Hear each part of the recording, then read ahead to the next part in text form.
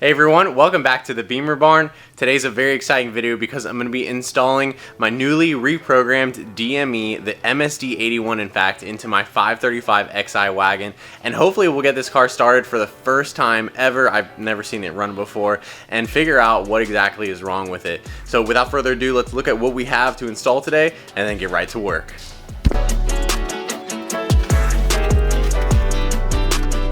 So here's everything in the box that I got from my programmer, Remote Bimmer Coating. They're located here in Central Florida, and I'll put a link to them down below. He offers tons of these kinds of services, including cool retrofit services if you have like a newer F chassis car.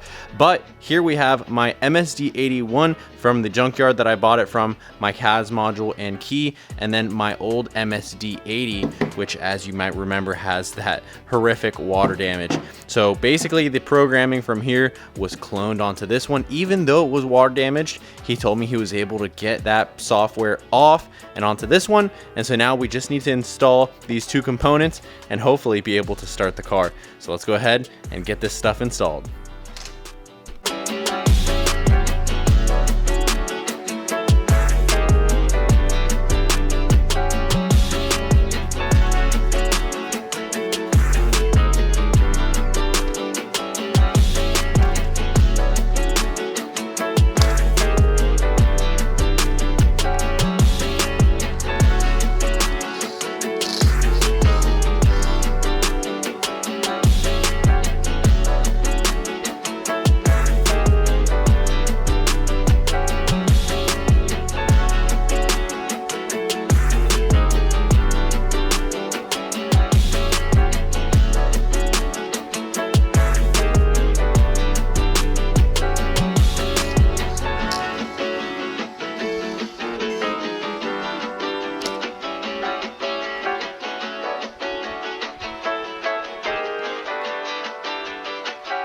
So now with the DME installed, let's go ahead and I'm just gonna go ahead and press the starter button. Might as well see if it turns over, see if it starts, and see how much smoke I guess comes out of the rear. All right, here we go. I got that dual view.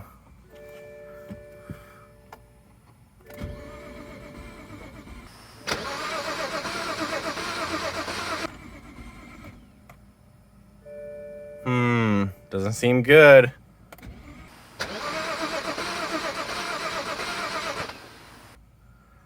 Oh boy, it's probably been sitting for a while. I hope the fuel isn't that bad. It says it has fuel though. Let's give it one more crank.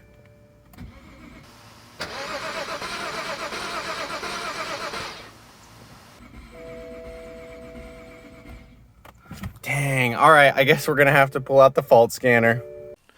So like I said, I'm gonna plug up input here and hopefully we'll start doing a scan. But you know what, I did take out the toe lock here that was keeping this thing in neutral. So let's try it one more time to see if this car wants to start. Maybe that was the secret sauce. It doesn't want to start in the tow mode. Oh, no way. Okay, that was different. Let me put the camera outside and do that one more time.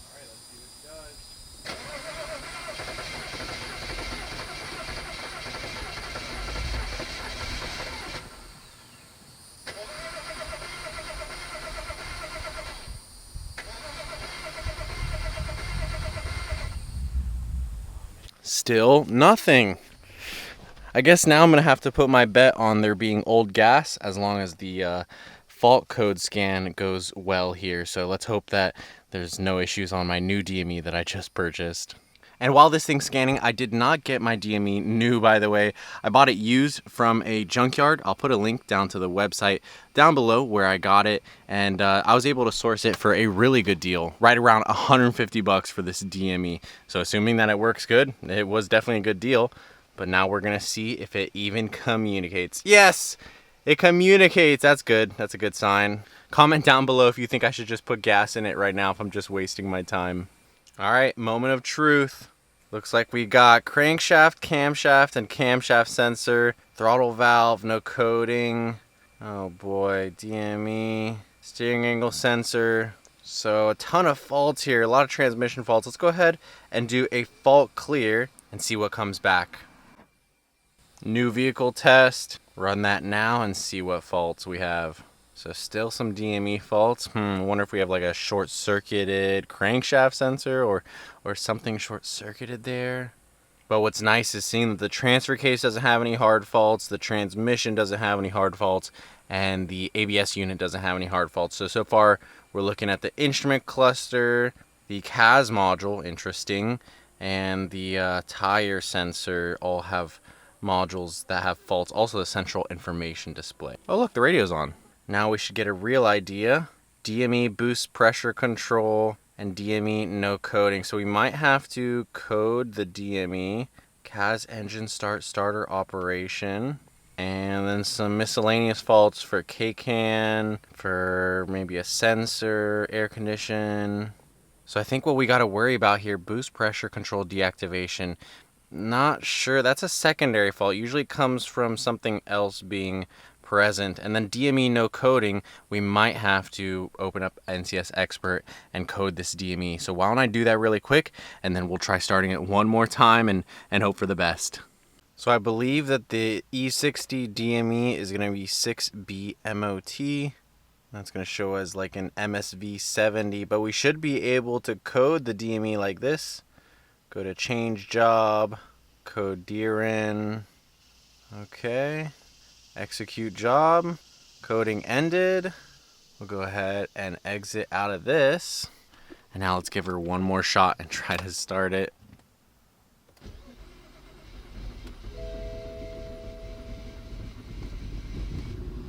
Oh, it's going! It's going!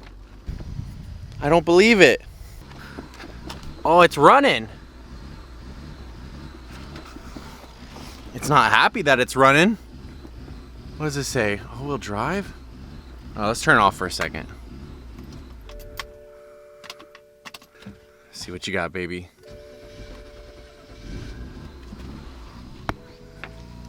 Oh, she's starting to smoke a little bit. Sounds healthy up here though, isn't that crazy?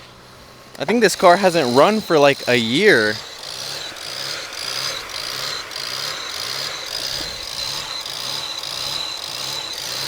Starting to smoke already though.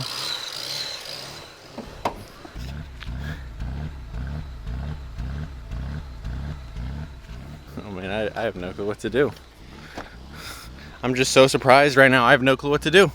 Let's go ahead and just turn the car off and see why it's running like that. It might be a bad throttle body or something. Moments later. All right, so a little update here. We got our fault scan read back, and it shows that there's, the faults for the camshaft and the crankshaft sensor, those are old faults, but we do have current faults for the throttle adaptation value. So I guess I may have been too quick to try starting it there and not let the throttle valve do its thing. It says I still have a code for DME no coding. That's weird. I thought we would have fixed that by coding it with NCS Expert, but I mean, at least it's running a little bit better.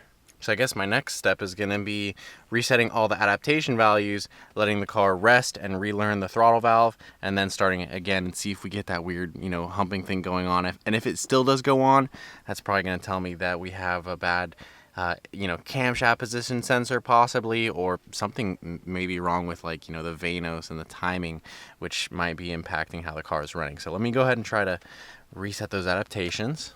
All right, I cleared out the adaptations and we've got INPA running now so we can see as the faults come up. Let's go ahead and try it. It runs immediately. Oh man, immediately we get some codes for the synchronization. Oh boy. So that would probably explain our issues, is that we're probably getting a camshaft, crankshaft, synchronization fault. So we probably have one of those sensors that's bad, and that's what's causing our up and down movement. I can translate this, but we could just go to ISTA and read it in English and have a final solution to what we need to do next. Well, I guess that's all she wrote, folks. We have some throttle valve codes, but more importantly, we have those camshaft synchronization codes for the crankshaft to inlet and camshaft sensor exhaust. So that tells me possibly the crankshaft sensor we would want to replace first, since it's related to both of those. And then the throttle valve, I'm probably gonna have to pull the charge pipe off and see exactly what's going on. Because while it is rare, it is possible that the throttle valve may have failed, and that's why it's giving like an actuation or like a stuck fault. Or, you know, worst case scenario, there's something physically stuck in there.